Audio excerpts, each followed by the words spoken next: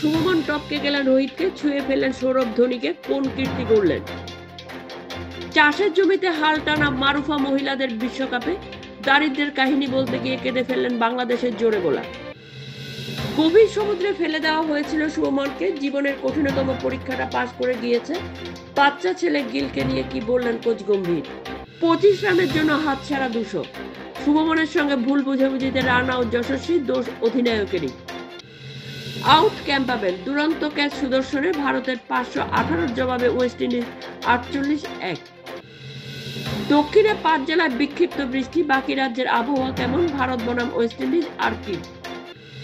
রিচা চোট পাওয়ার নাটক করেছে, ভারতীয় দলের বিরুদ্ধে অভিযোগ দক্ষিণ আফ্রিকাকে জেতানো ডি ক্লার্কের।